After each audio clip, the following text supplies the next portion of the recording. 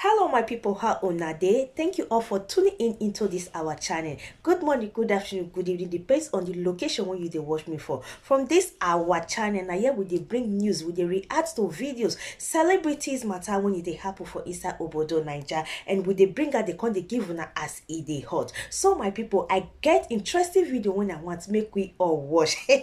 My people, but before we go watch just video, I beg if you dey meet us for the first time, make you not forget to subscribe, like, and help us to share the video so that make other people they see waiting they happen. So my people, make you watch this video to the end, and at the end of the video make you leave your own thoughts, what you think concerning this video, and me myself I will see una at the end of this video to give my own personal thoughts concerning the video. So let's watch this video together.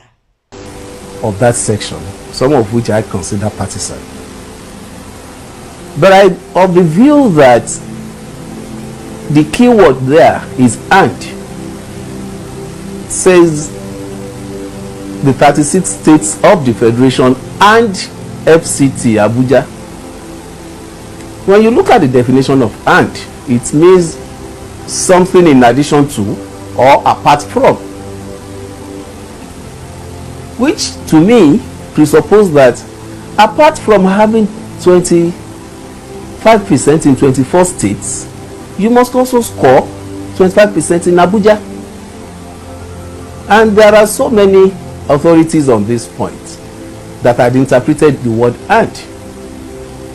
I'm also not unmindful of the cases of Buhari and INEC being bandied around, but you will discover in that case that the issue of whether now President Buhari scored 25% in Abuja never arose. They were only looking at the status of Abuja vis the administrative structure. I'm also aware of the Bakari and Ogundima and Bakari case, which some people also had been throwing around. In that particular one too, they were only looking at the administrative structure which section 299 created and which made Abuja an administrative center as it was intended to be from the beginning.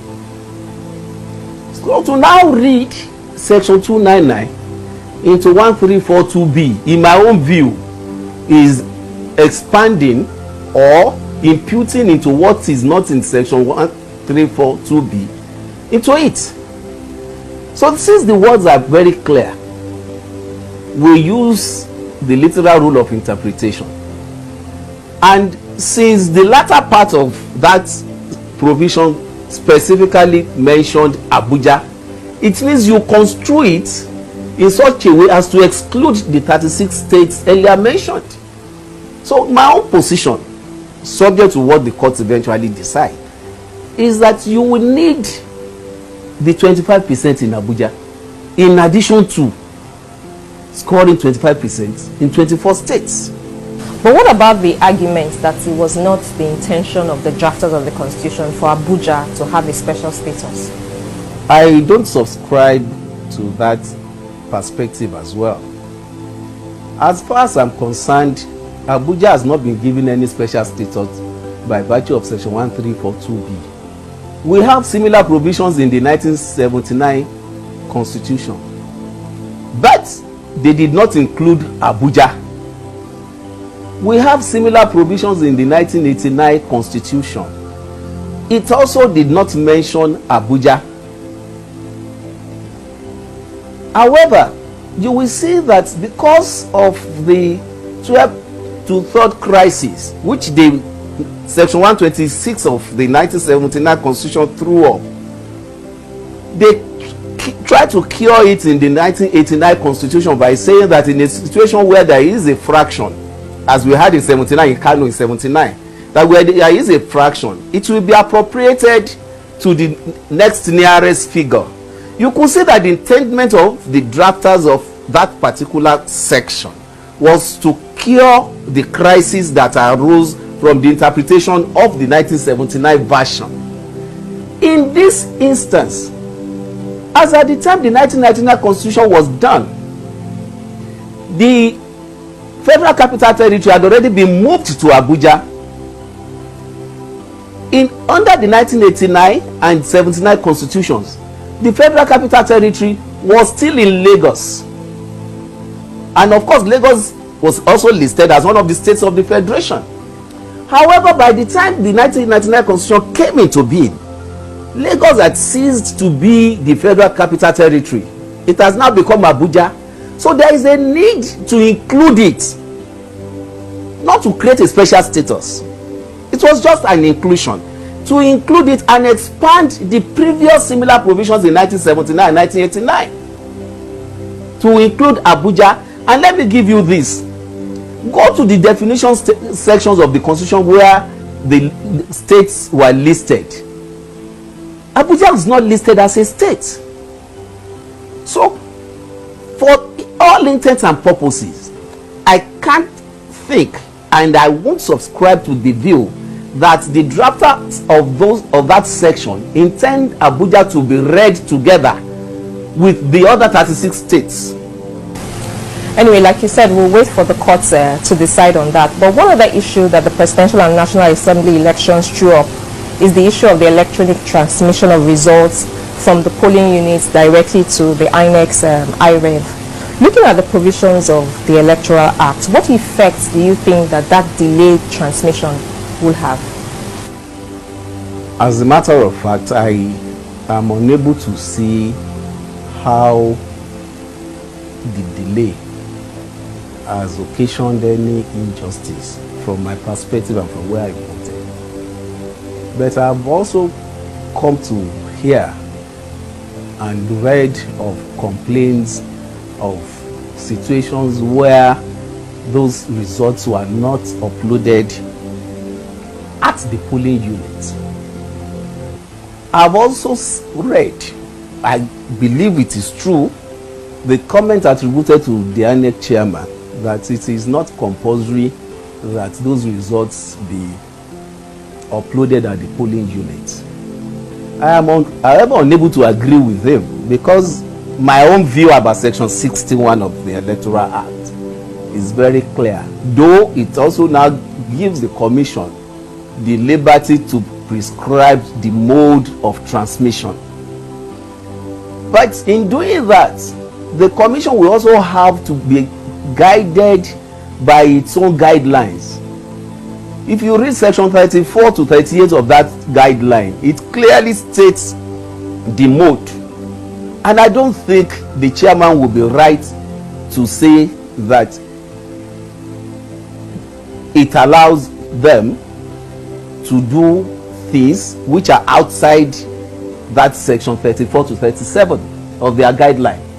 Because when you read that section clearly, you will see that it says, upon the conclusion of poll, the presiding officer will do this, it will do this, it will do this. But where it is not possible, he will now use the manual transmission and take it to the collation center. Okay? Now, in doing that, you now have to give us a report. I'm talking as a litigation lawyer now. For you to say factually you were unable to do it because of so reason, I must see the report from the presiding officer of that particular unit, which says, oh, either beavers didn't work, or the network was bad, or for some security reasons I could not do what I've been asked to do by the guideline. Unfortunately, that's not the result that we have.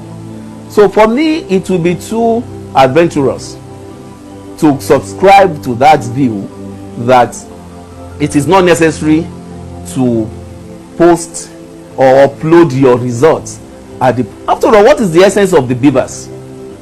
And I'm sure one of the things they sold to us when they were pushing the idea of the beavers is that it allows for electronic transmission of results, and wherever you are, so long as you can key into the IREV portal, you'll be able to access the result from each polling unit. So that's why I find it difficult to subscribe to his position. But when you talk in terms of the law, would you say that there's been substantial compliance with the provisions of the Electoral Act? I think INEC still owe us more explanation that they have done. because as at Sunday, like about 6 p.m. and up till about 9 p.m. 26th, I heard the chairman in one of his media briefings saying that out of the 173 or 177, 76,000 polling units where elections were conducted, they've only been able to upload 65,000 polling units, and for that reason they are experiencing some glitch. Okay, however, from the proceeding, one could see that they were nearly about 1/4 through with the result as at Sunday. So question, what happened to the remaining 100 and something thousand polling units results that were unable to be loaded onto the portal? So it is for the chairman. They actually have subsequent, some of them have subsequently been approved. That was after the declaration had been made. Okay, now for transparency and for credibility, I think before that declaration, everybody should have had access to the results so that it will be clear, even to all doubting Thomases, that INEC was open and was available, accessible. It is not just enough to conclude and expect people to believe you, especially in such a technical society as we have, where trust is a big issue, that because you had that glitch and you are unable to upload at that particular moment, therefore what you had done should be accepted. There will still be that doubt, and I'm sure that was the major focal point for the international observers, because I read the report from the EU and I read the report from the AU team as well. That was their focal point, that transparency, clarity is an issue. Because as a matter of fact, nobody had access to those servers. You are the only person who has access to it. You are the only person who knows what is wrong with it. But because you are a public institution, decency dictates you explain to people, and maybe for a reason you tell them, okay, this is the one we've been able to collate so far, and this is how far we can go. We are having this issue in this area. It may not be their own fault. It may be as a result of third-party interference. But hold on, let us hold on to this process. We'll try and sort out the issue, and we'll come back in another 3-4 hours. That was not the kind of explanation we had. Let's move on now. I want to talk about something else that's equally topical. On Thursday, a federal high court judge ordered INEC to allow 2 applicants who went before the courts to be allowed to use their temporary voters card to vote. But INEC, of course, has said that it would appeal that judgment. So what do you make of that order, and what do you think that other persons who have similar issues can benefit from that order? That temporary voters card was supposed to be temporary, and I think everybody was given sufficient time to go and exchange it for the permanent voters card. I think the temporary voters card was the one used in 2011. So if by now you haven't changed it into your permanent voters card, I don't see how you can hold INEC responsible for it. I'm not holding forth for them, and I'm not saying what the judge decided was wrong. But for me, I do not see the logic, unless if you are able to show to me how you have been disenfranchised or what particular injury you had suffered.